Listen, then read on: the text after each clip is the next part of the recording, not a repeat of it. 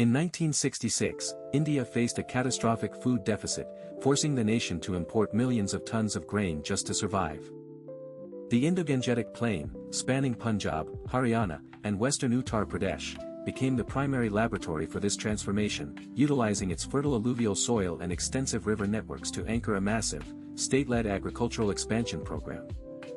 During the British Raj, agricultural policy focused primarily on cash crops for export, leaving the domestic food supply vulnerable to the devastating Bengal famine of 1943, which claimed millions of lives and highlighted the urgent need for food sovereignty. Following independence in 1947, India prioritized self-reliance, but by 1961, stagnant yields and a booming population necessitated a radical policy shift led by visionaries like M.S. Swaminathan and C. Subramaniam.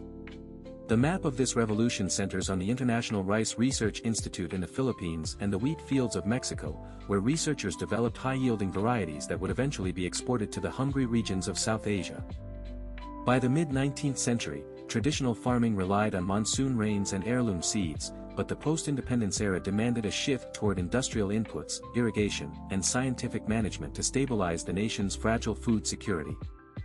In 1963, the introduction of Mexican dwarf wheat varieties marked a turning point, as these sturdy plants responded exceptionally well to chemical fertilizers, allowing farmers to increase production density significantly compared to traditional, taller stalks.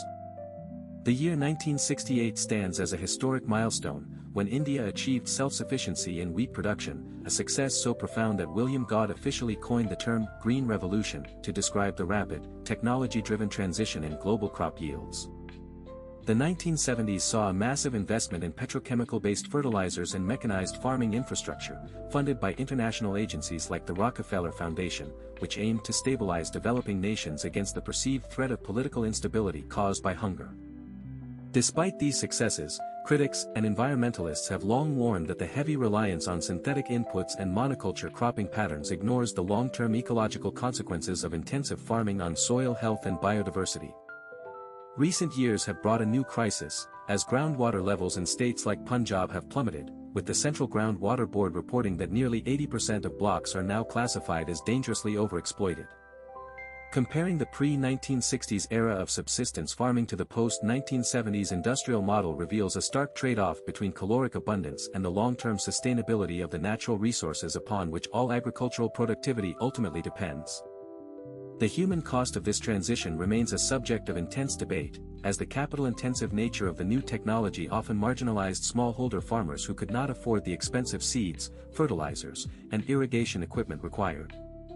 In 2020, the Indian government began promoting the Evergreen Revolution, a strategic shift toward climate-resilient agriculture, precision farming, and organic inputs designed to maintain high yields while actively restoring the degraded soil health of the Indo-Gangetic heartland.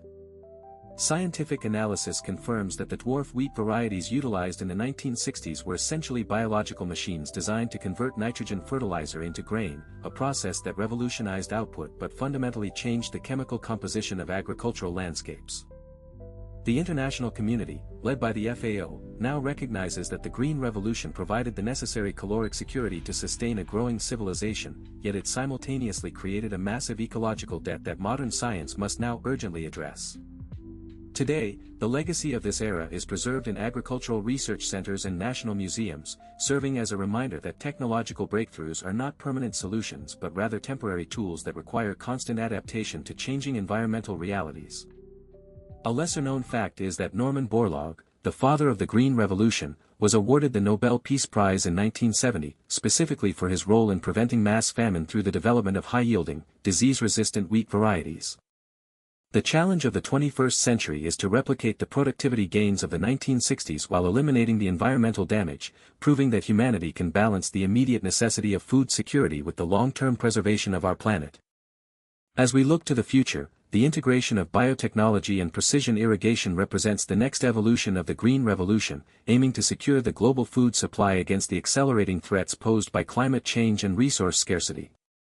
The success of these initiatives depends on scaling sustainable practices across diverse agroclimatic zones, ensuring that the lessons learned from the Indo-Gangetic Plain are applied to protect food security in other vulnerable regions across the developing world.